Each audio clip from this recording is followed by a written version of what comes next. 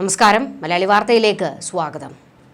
പാക് ചാര സംഘടന ISI പിന്തുണയോടെ ലഷ്കർ-ഇ-തോയ്ബ കശ്മീരിൽ ചോര വീഴ്ത്തിയപ്പോൾ ലാഹോറിലിരുന്ന് ചിരിച്ച് പദ്ധതിയുടെ സൂത്രധാരൻ സൈഫുള്ള കസൂരി. ലഷ്കർ ഡെപ്യൂട്ടി കമാൻഡറാണ് കസൂരി എന്നറിയപ്പെടുന്ന സൈഫുള്ള ഖാലിദ്. IB സംഘങ്ങളുടെ ഹിറ്റ് ലിസ്റ്റിലെ പ്രധാനി. ഇന്ത്യയുടെ പ്രധാന ശത്രു ഹാഫിസ് സയ്യിദിന്റെ വലങ്കൈയാണ് കസൂരി. മുംബൈ മോഡൽ അറ്റാക്കാണ് ഭീകരർ പഹൽഗാമിൽ ലക്ഷ്യം വെച്ചത്. തഹവൂർ റാണയെ ഇന്ത്യൻ ജയിലിൽ അടച്ചതിലുള്ള പകയാണോ ഇപ്പോൾ നടന്ന അറ്റാക്കിന് പിന്നിലുള്ളത് എന്ന സംശയവും ഉയർന്നു വരികയാണ്. പാകിസ്ഥാന്റെ നെഞ്ചത്തുടനെ തന്നെ ഒരു സർജിക്കൽ സ്ട്രൈക്ക് ഉണ്ടാകും. പഹൽഗാം ഭീകരാക്രമണത്തിന് പിന്നിൽ പാക് ചാര സംഘടനയുടെ ബന്ധം ഉറപ്പിച്ചു കഴിഞ്ഞു ഇന്ത്യൻ ഏജൻസികൾ. ദ റെസിസ്റ്റൻസ് ഫ്രണ്ട് എന്ന സംഘടനയ്ക്ക് ISI സഹായങ്ങളും പരിശീലനങ്ങളും ലഭിച്ചുവെന്ന് NIA സ്ഥിരീകരിച്ചിട്ടുണ്ട്. ലഷ്കർ ആസൂത്രണം ചെയ്തു, TRF നടപ്പാക്കിയെന്നാണ് രഹസ്യാന്വേഷണ ഏജൻസികൾക്ക് ലഭിച്ചിരിക്കുന്ന വിവരങ്ങൾ. ഭീകരർ ഒന്നിലധികം ബൈക്കുകൾ ഉപയോഗിച്ചിരുന്നു. നമ്പർ പ്ലേറ്റ് ഇല്ലാതെ ഒരു ബൈക്ക് കണ്ടെത്തുകയും ചെയ്തിട്ടുണ്ട്. 2 സംഘമായി തിരിഞ്ഞ് AK-47 ഉപയോഗിച്ചാണ് വെടിയുതിർത്തിരിക്കുന്നത്. പഹൽഗാം ഭീകരാക്രമണത്തിന്റെ പശ്ചാത്തലത്തിൽ പ്രധാനമന്ത്രിയുടെ നേതൃത്വത്തിൽ ഡൽഹിയിൽ അടിയന്തര യോഗം നടന്നിരുന്നു. വിദേശകാര്യമന്ത്രി S. ജയശങ്കർ, അജിത് ഡോവൽ, വിക്രം മിശ്രി എന്നിവരുമായായിരുന്നു കൂടിക്കാഴ്ച. കേന്ദ്ര ആഭ്യന്തരമന്ത്രി അമിത് ഷായും ശ്രീനഗറിൽ ഉന്നതതല യോഗം ചേർന്നു. ലഷ്കർ-ഇ-തോയ്ബയുടെ ഡെപ്യൂട്ടി ചീഫാണ് കസൂരി. പാക് ഭീകരനും ലഷ്കർ-ഇ-തോയ്ബയുടെ സഹസ്ഥാപകനുമായ ഹാഫിസ് സയ്യിദുമായി അടുത്ത ബന്ധം പുലർത്തുന്നയാളാണ് കസൂരി എന്ന വിവരങ്ങൾ സ്ഥിരീകരിച്ചിട്ടുണ്ട്. പാകിസ്ഥാന്റെ പൂർണ്ണ പിന്തുണയോടെ പ്രവർത്തിക്കുന്ന കസൂരി പാക് സൈന്യത്തിന്റെ പ്രിയപ്പെട്ട സ്വത്ത് എന്നും അറിയപ്പെടുന്നു. ജമ്മു കശ്മീരിൽ നേരത്തെയും നടന്ന ഭീകരാക്രമണങ്ങളിൽ കസൂരിക്ക് പങ്കുണ്ട് എന്നാണ് വിവരങ്ങൾ. വിദ്വേഷ പ്രസംഗത്തിന് കുപ്രസിദ്ധനായ കസൂരി യുവാക്കളെ ഭീകരവാദത്തിലേക്ക് ആകർഷിക്കുന്നതിൽ മുഖ്യ പങ്ക് വഹിക്കുന്ന ആളാണ്. 2 മാസം മുൻപ് പാകിസ്ഥാൻ സൈന്യത്തിന്റെ ക്ഷണം അനുസരിച്ച് പാക് പഞ്ചാബിലെ കങ്കൺപൂരിൽ കസൂരി സൈനികർക്കായി പ്രസംഗിച്ചിരുന്നു. പാക് സൈന്യത്തിലെ കേണൽ സാഹിദ് സരീൻ ഘട്ടക്കിന്റെ ക്ഷണമനുസരിച്ചെത്തിയ കസൂരിയെ പൂക്കൾ വർഷിച്ചാണ് സ്വീകരിച്ചത് എന്നുള്ള റിപ്പോർട്ടുകൾ പുറത്തു വന്നിട്ടുണ്ട്. ഇന്ത്യൻ സൈനികരെ കൊന്നാൽ ദൈവത്തിൽ നിന്ന് പ്രതിഫലം കിട്ടുമെന്നടക്കമുള്ള വിദ്വേഷ പരാമർശങ്ങൾ ഇയാളുടെ പ്രസംഗത്തിലുണ്ടായിരുന്നു. ഫെബ്രുവരി 2 ഖൈബർ പക്തൂൺഖയിൽ നടത്തിയ പ്രസംഗത്തിലും ഇന്ത്യക്കെതിരെ ആക്രമണത്തിന് കസൂരി ആഹ്വാനം ചെയ്തിരുന്നു. 2026 ഫെബ്രുവരിക്ക് മുൻപ് കശ്മീർ പിടിച്ചെടുക്കാൻ ആകുന്നതെല്ലാം ചെയ്യുമെന്നും വരും ദിവസങ്ങളിൽ ആക്രമണം ശക്തമാക്കുമെന്നുമായിരുന്നു കസൂരിയുടെ പരാമർശം. ആബട്ടാബാദിലെ വനാന്തരങ്ങളിൽ കഴിഞ്ഞ വർഷം നടന്ന ഭീകര ക്യാമ്പിൽ 100 കണക്കിന് പാക് യുവാക്കൾ പരിശീലനം നേടിയിട്ടുണ്ടെന്നാണ് ഇന്റലിജൻസ് റിപ്പോർട്ടുകൾ. ലഷ്കർ-ഇ-തോയ്ബയുടെ രാഷ്ട്രീയ ശാഖയായ പാകിസ്ഥാൻ മർകസി മുസ്ലിം ലീഗ് SML എന്നിവയുടെ നേതൃത്വത്തിൽ നടന്ന പരിശീലനത്തിൽ കസൂരിയും പങ്കെടുത്തിരുന്നു.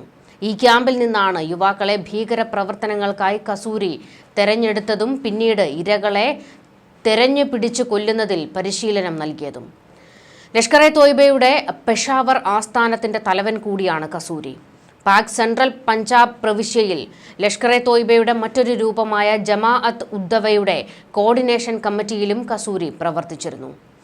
JUDയെ 2016 US ഭീകരവാദ പട്ടികയിലും 2009 UN ഉപരോധ പട്ടികയിലും ഉൾപ്പെടുത്തിയിട്ടുണ്ട്. 2 തദ്ദേശീയർ ഉൾപ്പെടെ 6 ഭീകരരാണ് പഹൽഗാമിൽ ആക്രമണം അഴിച്ചുവിട്ടത്. ഇവർക്കെല്ലാം പാകിസ്ഥാനിൽ നിന്നും പരിശീലനം കിട്ടിയിട്ടുണ്ട് എന്നുള്ളതിന്റെ തെളിവുകൾ NIAയ്ക്ക് ലഭിച്ചു കഴിഞ്ഞു. കശ്മീരിൽ നിന്നുള്ള 2 തദ്ദേശീയർ ആക്രമണം നടത്തിയ സംഘത്തിലുണ്ടായിരുന്നു. 2017 പരിശീലനത്തിനായി ഇവർ പാകിസ്ഥാനിലേക്ക് കടന്ന് വിദേശ ഭീകരരുടെ അവസാന ബാച്ചിനൊപ്പം ചേർന്നുവെന്നാണ് വിലയിരുത്തൽ. ഈ ഭീകരരെ പാകിസ്ഥാനിൽ ഇരുന്ന് കസൂരി നിയന്ത്രിച്ചു. ആക്രമണ പദ്ധതിയും വിശദാംശങ്ങളും എല്ലാം നൽകുകയും ചെയ്തു. ഭീകരർക്ക് ബൈക്കുകൾ കിട്ടിയത് എവിടെ നിന്നാണെന്ന് കേന്ദ്ര സംഘം അന്വേഷിക്കുന്നുണ്ട്. ഒരു പ്രാദേശിക ഭീകരനെ തിരിച്ചറിഞ്ഞിട്ടുണ്ട്. ബിജ്ബഹേര സ്വദേശി ആദിൽ തോക്കറാണ് തീവ്രവാദ സംഘത്തിലുള്ളതായി കണ്ടെത്തിയിരിക്കുന്നത്. ആക്രമണത്തിന്റെ ഉത്തരവാദിത്തം TRF ഏറ്റെടുത്തു കഴിഞ്ഞിട്ടുണ്ട്. ലഷ്കറിന്റെയും TRFന്റെയും ഭീകര പ്രവർത്തനങ്ങൾക്ക് പിന്നിലെ തലച്ചോറാണ് തീവ്രവാദി സൈഫുള്ള ഖാലിദ്.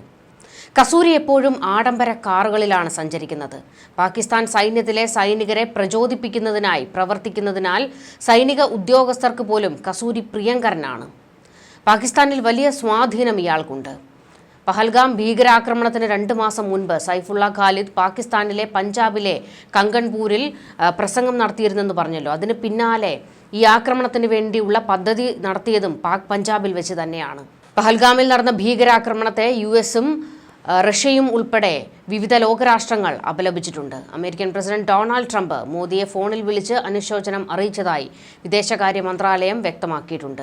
കശ്മീരിലെ ഭീകരാക്രമണത്തിന് പിന്നാലെ ഡൽഹി, മുംബൈ, ജയ്പൂർ, അമൃത്സർ തുടങ്ങി വിവിധ നഗരങ്ങളിൽ ജാഗ്രത ശക്തമാക്കിയിരിക്കുകയാണ്.